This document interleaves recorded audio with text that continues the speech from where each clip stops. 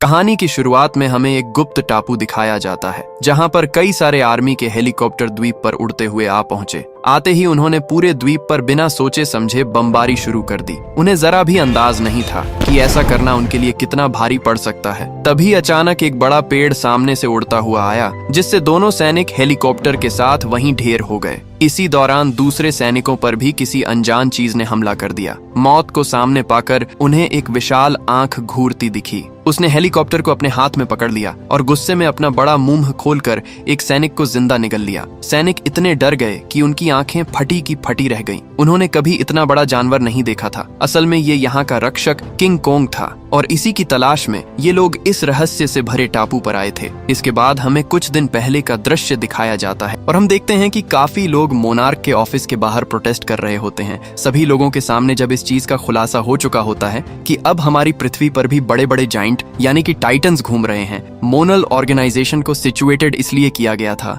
ताकि वो बड़े जाइंट का पता लगा पाए और उनका खात्मा कर पाए, और सभी लोगों की सेफ्टी का जिम्मा मोनार्क पर ही था। लेकिन असल में हुआ इसका उल्टा था। मोनार्क पर सभी लोग इस समय प्रोटेस्ट कर रहे थे और सभी एक तरीके से चाहते थे कि मोनार्क बंद करा दिया जाए। उसी समय हम देखते हैं मोनार्क में काम कर रहे बिल, जो कि वहां पर किसी से मिलना चाहते हैं। बिल के मिलने का कारण ये होता है कि अब वो एक नया प्रोजेक्ट शुरू करना चाहता है, लेकिन उसके लिए उसे यूएस गवर्नमेंट से परमिशन तो चाहिए थी, साथ में इस चीज का अप्रूवल भी चाहिए था कि मुनार अगर इस पर काम करें तो ये बिल्कुल एक लीगल काम हो। वेल, यूएस गवर्नमेंट इस चीज के लिए बिल्कुल मना कर देती है। तब उन्हें समझाते हैं कि ये किसी भी तरीके से एक वेस्ट ऑफ टाइम नहीं होने वाला है। अगर उस आइलैंड पर हम लोग जाएंगे तो वहां पर होने वाली रिसर्च हम लोगों को फायदा देगी। आने वाले 3 दिन के अंदर वहां पर रशियन पनडुब्बी पहुंच जाने वाली है। इस आइलैंड के बारे में अभी तक किसी को भी किसी तरह की कोई जानकारी नहीं है, क्योंकि ना तो ये मैप में आता है और ना ही किसी दूसरे रडार ने उसे अभी तक चेक किया है। अगर आप चाहे तो ये यूएस को पहला कदम मिल जाएगा उस आइसलैंड पर जाने का और साथ साथ बड़े से रिसर्च करने का। आखिरकार वो यूएस गवर्नमेंट के उस आदमी को मना ही लेते हैं। इसके साथ ही बिल उसे आर्मी के लिए भी बना लेता है कि उसे आर्मी की एक टुकड़ी लगेगी उस बड़े से आइसलैंड पर जाने के लिए। उसके बाद हम देखते हैं आर्मी के कुछ सोल्जर्स जो कि ऑलमोस्ट अपने छुट्टियों पर जाने ही वाले होते हैं। तभी उनके पास में एक न्यू प्रोजेक्ट आ जाता है और वो न्यू प्रोजेक्ट उसी आइसलैंड का होता है जहां पर बिल उन्हें लेकर जाना चाहते हैं। इन सब का कमांड कर रहे होते हैं बेकर्ड। अब बिल को अपने साथ में ले जाने के लिए उस आइसलैंड पर चाहिए अलग अलग तरीके की स्पेशलिस्ट। इसीलिए वो शुरू हो जाता है उनकी खोज में। सबसे पहले वो ढूंढता है एक खोजी को जो कि होता है रास्ता बताने में माहिर। एक तरीके से ये जो पर्सन अभी ढूंढा जा रहा है इसका पास्ट यूएस गवर्नमेंट की नेवी से ही जुड़ा होता है, यानी ये भी एक तरीके से आर्मी का हिस्सा ही होता है। वेल, अब तो वो काम ही छोड़ चुका होता है और काफी एक्सपीरियंस के बाद वो एक बहुत ही बेस्ट खोजकर्ता बन जाता है, यानी कि रास्ते दिखाने वाला। बिल उसे ढूंढ लेता है और साथ ही साथ एक बहुत ही अच्छा ऑफर देता है अपने साथ चलने के लिए। जेम्स उसे कहीं ना कहीं पागल समझता है और कहता है कि अगर हम वापस आ गए तो मैं तुमसे इसका 5 गुना दाम ज्यादा लूंगा। उस मिशन पर जाने के लिए वहाँ पर एक फोटोग्राफर की भी जरूरत होती है, तो वहाँ हम मिलते हैं मेशन से। कमांडर वहाँ एक लड़की को एक्सपेक्ट नहीं करते हैं। अब सारी फौज एक जगह इकट्ठा हो चुकी होती है। यहाँ पर हम देखते हैं कि एक फौज होती है नेवी की, दूसरी टुकड़ी होती है आर्मी की, यानी कि उसमें होते हैं सेफ्टी के लिए कुछ सोल्जर्स। उन सबको बताया जाता है कि आप लोगों के सामने ऐसा आइसलैंड होगा जिसके बारे में आज से पहले ना तो कभी किसी ने सुना है ना कभी किसी ने देखा है। हम लोग उस जमीन के नीचे देखना चाहते हैं कि आखिर उस जमीन के नीचे क्या हो सकता है। इसीलिए हम उसके ऊपर सबसे पहले साइंटिफिक इंस्ट्रूमेंट डालेंगे और वो जब वहाँ फटेंगे और वहाँ हम होने वाली हलचल को रिएक्टर पर देख पाएंगे। इसके साथ ही वहाँ पर मिलने वाली हर बायोलॉजिकल चीज पर हम लोगों को ध्यान रखना है ताकि आने वाले समय में हमारे लिए बहुत ही अच्छा सौदा हो। साथ साथ उन्हें ये भी बताया जाता है कि ये इस तरह का आइसलैंड है जहां पर जाने के बाद में हम सभी लोगों का संपर्क बाकी सभी लोगों से छूट जाएगा, यानी कि हम किसी भी तरीके से बाकी किसी से भी कांटेक्ट नहीं कर पाएंगे। वहां से निकलने के लिए हमारे पास सिर्फ एक ही रास्ता होगा।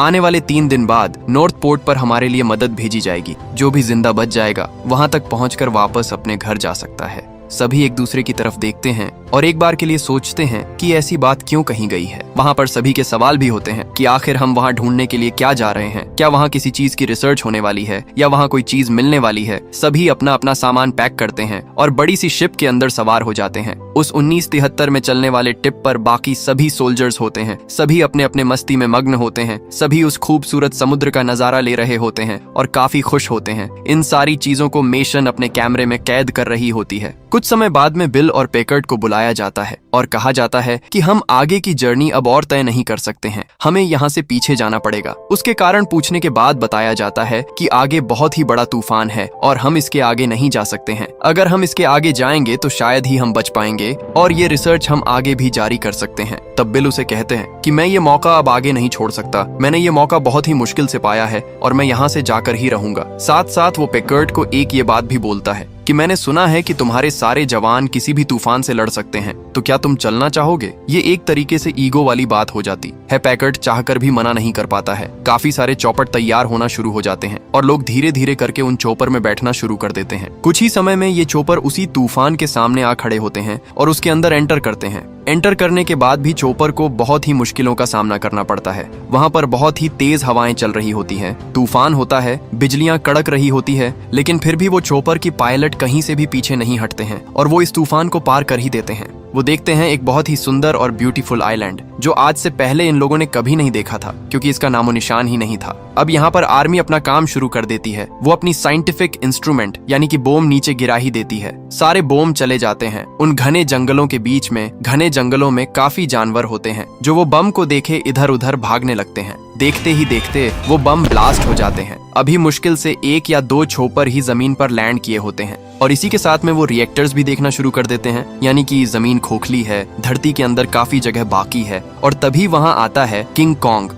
वो वहाँ हो रहे बड़े धमाकों से बहुत ही बुरी तरीके से इरिटेट हो जाता है और वो उन सारे के सारे चोपर को एक के बाद एक तोड़ने लगता है, गिराने लगता है और फेंक देता है उठाकर, मानो कि जैसे बहुत छोटे छोटे खिलौने एक बच्चे के हाथ लग गए हों। एक एक करके सारे सोल्जर्स और उन्हें बैठे लोग मरते जा रहे होते हैं। उन सभी ने अपने जीवन में कभी ऐसा नजारा नहीं देखा होता है। वो नहीं समझ पाते हैं कि ये गोरिल्ला है या बंदर, और इतना बड़ा जाइंट क्रिएचर उनके सामने खड़ा होता है और वो सारी तबाही अपने आंखों से देख रहे हैं। पैकर्ट ये सारा सीन अपनी आंखों में इस तरीके से कैद करता है और इस तरीके का गुस्सा अपने आंखों में लिए होता है कि वो किसी भी तरीके से उस कोंग को खत्म करना चाहता है, क्योंकि बाकी जवानों को उस कोंग ने मार दिया होता है। अब सभी बचे हुए लोग एक दूसरे से कांटेक्ट करने की कोशिश करते हैं। कोंग वहाँ पर बड़ा सा रोड देकर निकल जाता है। एक दूसरे से कांटेक्ट करने के बाद में कुछ सोल्जर एक दूसरों को मिल जाते हैं और वो सभी डिसाइड करते हैं कि हम लोग नॉर्थ की तरफ चलते हैं। रास्ते में बाकी साथियों को भी ढूंढते हैं। इस भयानक हादसे को देखकर पैकर्ट तान लेता है अपनी गन बिल के सर पर कि अब आप सच सच बताइए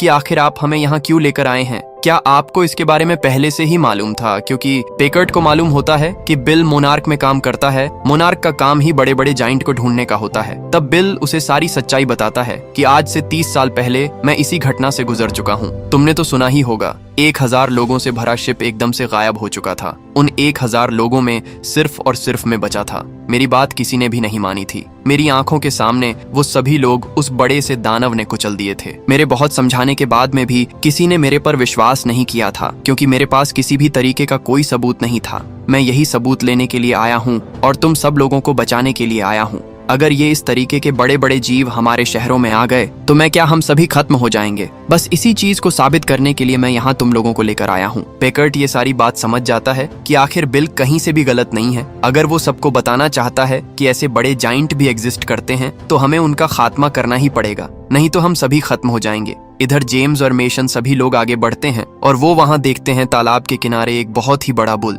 जो उनकी तरफ आ रहा होता है। उस समय सभी के सभी लोग उस पर गणतान हैं, लेकिन जेम्स उन सभी को मना कर देता है। वो देखता है कि वो बुल काफी शांत है, जरा सा भी अग्रेसिव नहीं है। अगर हम उस पर शूटिंग कर देंगे तो शायद वो अग्रेसिव हो जाएगा और हम सबको मार देगा। और हूबहू वैसा ही हुआ। वो बड़ा सा बुल उन्हें कुछ भी नहीं करता है, बहुत ही शांति से अपने रास्ते वापस चला जाता है। अब पैकर्ट अपने सोल्जर्स को लिए आगे बढ़ता है और अपने बाकी बचे साथियों को ढूंढने की कोशिश करता है। तब वो पहुंचता है एक बेम्बू से भरे फॉरेस्ट में, जहां हर तरफ बेम्बू ही बेम्बू होते हैं। तभी वो लोग पीछे मुड़ते हैं और देखते हैं कि उसके एक साथी के मुंह के अंदर एक बहुत बड़ा पैर घुस चुका होता है। जैसे ही ये लोग ऊपर देखते हैं तो वो पाते हैं एक बहुत ही बड़ी मकड़ी जो उनके ऊपर होती है और वो उन सभी पर हमला कर चुकी होती है। इसमें से वो एक सोल्जर को अपनी जीभ से पकड़ लेती है और ऊपर खींचने की कोशिश करती है। अब वो सोल्जर अपने चाकू से काटने की कोशिश करता है और जैसे तैसे वो बच के नीचे गिर ही जाता है। सभी सोल्जर्स उसके ऊपर बहुत बड़ा हमला कर देते हैं और आखिरकार वो उस विशाल मकड़ी को मार गिराते हैं। अब उन्हें समझ में आता है कि यहाँ पर एक जानवर नहीं है, बल्कि यहाँ पर बहुत सारे जानवर हैं और वो भी बहुत बड़े बड़े जानवर। अब हमें दिखाया जाता है जेम्स वाला ग्रुप। वो आगे बढ़ ही रहा होता है। तभी वो एक तरीके से रास्ता दिखता है, यानी कि किसी तरह के घर टाइप का। जब वो वहां जाते हैं तो उसे वहां दिखते हैं आदिवासी जो कि उस जंगल में रह रहे होते हैं। वो सभी आदिवासी एक साथ इकट्ठे हो जाते हैं और जेम्स के ग्रुप पर अटैक करने ही वाले होते हैं कि वहां पर एंट्री होती है मर्लो की। मर्लो होता है एक पायलट जो कि 28 साल से इसी फॉरेस्ट में रह रहा होता है। पिछले 28 साल से यही मर्लो का घर था। तब मर्लो उन सभी लोगों को देखकर काफी खुश होता है, क्योंकि मर्लो ने इतने सालों में कभी भी कोई इंसान नहीं देखा होता है। वो सिर्फ और सिर्फ जानवरों से घिरा हुआ होता है। साथ ही साथ वो इन्हीं आदिमानवों के बीच में रह रहा होता है। अब हम देखते हैं कि वो सोल्जर ग्रुप में से एक सोल्जर जो कि अकेला रह जाता है, वो पानी के पास जाता है और पानी के पास जैसी जाता है तभी वो देखता है कोंग को। कोंग को देखते ही वो बहुत ही डर जाता है और एक चट्टान के पीछे छुप जाता है। वो देखता है कि कोंग काफी घायल हो रखा होता है, उसके हाथ में बहुत ही बड़े बुम्बस हो चुके होते हैं। साथ ही साथ वो देखता है कि उस पानी में से एक बहुत ही बड़ा ऑक्टोपस उस पर हमला कर देता है। कोंग उसे एक ही झटके में मार देता है और अलग अलग करके तोड़ देता है और उसे अपना खाना बना चुका होता है। वो सोल्जर ये सीन देखकर काफी घबरा जाता है। इधर मर्लो जेम्स और मिशन को लेकर बाकी सभी लोगों के साथ उसी कबीले में पहुंचता है जहां वो रह रहा होता है। वो किसी भी तरीके का कन्वर्सेशन नहीं करते हैं, बल्कि अपने आई कांटेक्ट से उन्हें समझाता है कि मैं मेरे साथ में साथियों को लेकर आया हूं और वहां कबीले के लोग उन्हें रहने की परमिशन दे देते हैं। मर्लो उन्हें एक बहुत ही बड़े से शिप में लेकर आता है और उन्हें बताता है कि उसके आने से पहले, यानी कि वर्ल्ड वॉर 2 में जब वो आया था, उसके 10 साल पहले से ये शिप यही है। इसी शिप में ये सारे कबीले वाले लोग रहते हैं। इसी के साथ ही वो सारे लोग पत्थरों पर बनी हुई कलाकारी देखते हैं कि कैसे उन पत्थरों पर ये बना हुआ है कि ये सारे के सारे क्रिएचर्स आज से नहीं एशियन टाइम्स थे और इस पूरी धरती पर सिर्फ और सिर्फ वही राज किया करते थे। साथ साथ उनकी लड़ाई और दुश्मनी भी देख पाते हैं उन डायग्राम के जरिए। तब मर्लो उन्हें बताता है कि यहाँ सिर्फ और सिर्फ कोंग ही है जो कि असलियत का किंग है। वो हम सब लोगों की सेफ्टी करता है। हम सब लोग उसी के कारण आज जिंदा हैं। अगर कोंग नहीं होता तो यहाँ पर रहने वाले और खतरनाक जीव हमें अब तक मार चुके होते। मर्लो वहां पर रह रहे सबसे भयानक जीव के बारे में भी बताता है कि कैसे उस जीव ने कोंग की सारी फैमिली को खत्म कर दिया था, यानी कि कोंग उस पूरी फैमिली का आखिरी बचा हुआ क्रिएचर होता है। कोंग के रहने से वो क्रिएचर जमीन के अंदर ही रह रहे हैं और अगर कोंग नहीं होगा तो वो क्रिएचर सारे के सारे जमीन से बाहर आ जाएंगे। ये दिखने में कुछ छिपकली जैसे दिखते हैं क्योंकि डायनासोर और रेप्टाइल्स का मिक्सचर है। साथ साथ दूसरी तरफ जेम्स मर्लो को बताता है कि 3 दिन के अंदर नॉर्थ पोल पर हमारे लिए शिप आने वाली है और वो हमें यहाँ से ले जाएगी। तुम भी हमारे साथ चलो और हम सब लोग यहाँ से जिंदा निकल जाएंगे। तब मर्लो उनके ऊपर हंसता है और कहता है कि हम नॉर्थ पोल पैदल तो बिल्कुल भी नहीं जा सकते, वो काफी दूर है। तब वो बताता है कि मैंने 28 साल में यहाँ पर रहकर एक बोट बनाई है जो कि मेरे ही चोपर के टुकड़ों से बनी है। अब मर्लो का टाइम आता है उन सभी कबीले वालों को गुड बाय कहने का, जो कि एक काफी इमोशनल सीन होता है। मेशन ये सारी चीजें अपने कैमरे में कैद कर रही होती हैं। जब सभी लोगों उस बोट को ठीक कर रहे होते हैं तो मेशन वहां पर नेचर को क्लिक करने के लिए जाती है और वो देखती है कि वहां पर एक बुल है जिसके ऊपर एक चोपर आकर गिर चुका होता है। वो बुल उस चोपर के नीचे दबा होता है, लेकिन मेशन बिना उस इतने बड़े जाइंट से डरे उसे हटाने की कोशिश और साथ ही साथ उसे बचाने की कोशिश करती है। और वहां हम देखते हैं कोंग को। कोंग अपने हाथ से उस चोपर को उठा फेंकता है। साथ ही साथ वो देखता है अपने सामने खड़ी मेशन को। मिशन घबरा जाती है कि शायद अब ये उसका आखिरी टाइम है, लेकिन ऐसा नहीं होता है। कोंग उसके सामने खड़ा होता है और मेशन को देखता है कि वो बिल्कुल भी एग्रेसिव नहीं है। ये चीज देखकर कोंग वापस लौट जाता है। जेम्स और बाकी ग्रुप उस बोट में सवार होता है और वो जाने के लिए तैयार हो चुके होते हैं। इधर हम देखते हैं ग्रुप से बिछड़ा सोल्जर एक पेड़ पर बैठा होता है। हालांकि वो एक पेड़ नहीं होता है, बल्कि वो भी एक तरीके से एक क्रिएचर होता है और वो डर के मारे खड़ा हो जाता है और उसके ऊपर फायरिंग करना शुरू कर देता है। वो देखता है कि वो क्रिएचर ऑटोमेटिकली पीछे हट जाता है और जैसे वो पीछे मुड़ता है उसे वहीं बड़ी से छिपकली आकर खत्म कर देती है। अब बोट पर सवार सभी लोग आपस में बात कर होते हैं। तब मर्लो अपने पुराने समय के बारे में बताता है कि उसकी भी एक फैमिली हुआ करती थी। पायलट बनने से पहले ही उसकी शादी हो चुकी होती है। उसकी एक वाइफ और उसका एक बेटा भी होता है। वो अपने बेटे की शक्ल देखने से पहले ही इस आइलैंड पर फंस चुका होता है। उसकी आखिरी ख्वाहिश होती है कि वो अपने बेटे को देख पाए। अगली सुबह हम देखते हैं कि बोट भी रखा फोन चलने लगता है और वहां पर बैठा एक सोल्जर कांटेक्ट करने की कोशिश करता है और बाय चांस पैकर्ड की टीम भी उसी टाइम कांटेक्ट कर ही लेती है और उन्हें एक दूसरे की लोकेशन के बारे में पता चलता है। साथ ही साथ पता चलता है कि ये दूसरा ग्रुप अभी तक जिंदा है। इसी बीच हम देखते हैं किनारे पर बैठा उनकी टीम के एक मेंबर को उड़ने वाला एक जीव उठा ले जाता है। जैसे ही बाकी टीम उसके ऊपर हमला करने वाली होती है और हम देखते हैं कि कैसे एक एक करके सभी उसके हाथ पैर निकाल चुके होते हैं। जिससे उनका ग्रुप अपनी बोट एक किनारे पर लगाते हैं। जैसे ही वो वहाँ पर रुकते हैं, पेकर्ट के सारे सोल्जर्स और पेकर्ट भी उन सब लोगों से आकर मिलते हैं। सभी एक दूसरे को देखकर काफी खुश होते हैं कि हाँ चलो हम लोग अब जिंदा तो है। अब वो लोग नॉर्थ की तरफ चलने का डिसाइड करते हैं कि शायद उन्हें वहाँ से मदद मिले और वो सब लोग वहाँ से निकल पाए। तब पेकर्ट उन्हें मना कर देता है कि नहीं, मैं तुम्हारे साथ नहीं चलूंगा, मेरा अभी भी सेना का एक जवान बाकी है और मैं उसे लिए बिना बिल्कुल नहीं जाऊंगा। तब वो बताता है कि उसका जवान है अभी वेस्ट में। मर्लो उसे बिल्कुल मना करता है कि हम वहाँ नहीं जाएंगे। वो जो छिपकलियां अंदर बैठी है, वेस्ट उन छिपकलियों का घर है और हम वहाँ बिल्कुल भी नहीं जाएंगे। पेकर्ट कहता है कि जब हमने हर एक चीज से सामना कर लिया है तो फिर अभी ये क्या चीज है, हम वहाँ जरूर जाएंगे। सभी टीम आगे बढ़ जाती है और देखते ही देखते वो पहुंच जाते हैं वेस्ट में। उनके सामने होता है एक बहुत ही बड़ा खुला मैदान जिसमें रखे होते हैं बड़े बड़े जाइंट के स्कल, साथ ही में इंसानों के स्कल, यानी कि उन छिपकलियों ने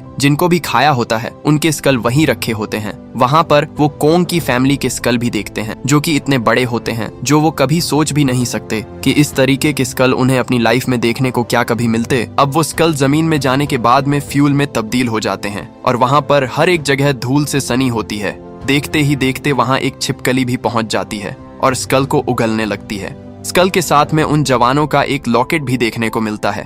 इससे जेम्स को पता चलता है कि आखिरी सोल्जर भी खत्म हो चुका है जिसकी तलाश में हम यहाँ पर आए हैं। अब वो छिपकली वहाँ पर नहीं दिखाई देती है। इसी मौके को देखते हुए सभी उठ खड़े होते और वहाँ से जाने लगते हैं, लेकिन ऐसा नहीं होता है। वो छिपकली वहीं रहती है और एकदम से सभी पर हमला बोल देती है। एक एक करके वो सबको मार गिराती है। सोल्जर्स के पास में जितने भी हथियार होते हैं उनसे उसे वो मारने की कोशिश करते हैं, लेकिन सारी कोशिशें नाकाम साबित होती हैं। तभी वहां रखी जहरीले गैस के इंस्ट्रूमेंट टूट जाते हैं और उनसे निकलने लग जाती है काफी जहरीली गैस जो कि चारों तरफ फैल जाती है और वहां पर हो रही सोल्जर्स और छिपकली के बीच की लड़ाई को उस छिपकली में आग लगाकर वो लोग खत्म करते हैं। उस छिपकली पर बहुत बुरी तरीके से आग डाली जाती है और वो छिपकली गिर के खत्म आ जाती है। उन्हें लगता है कि वो छिपकली खत्म हो चुकी है, लेकिन ऐसा बिल्कुल नहीं होता है। वो भागती हुई आती है जेम्स के ऊपर और उसी समय मेशन अपने पास पड़े लाइटर उस मिट्टी पर डाल देती है और मिट्टी होती है फ्यूल से भरी। वो छिपकली एक बहुत ही बड़े धमाके में उठ जाती है। अब बाकी बचे जितने लोगों के पास अपनी जान बची थी सभी एक जगह इकट्ठा होते हैं और कहते हैं कि अब हमें यहाँ से चलना चाहिए। तब भी पेकर्ट नहीं मानता। वो कहता है कि नहीं, मैं अपने जवान को लेकर ही जाऊंगा। तब जेम्स उसे बताता है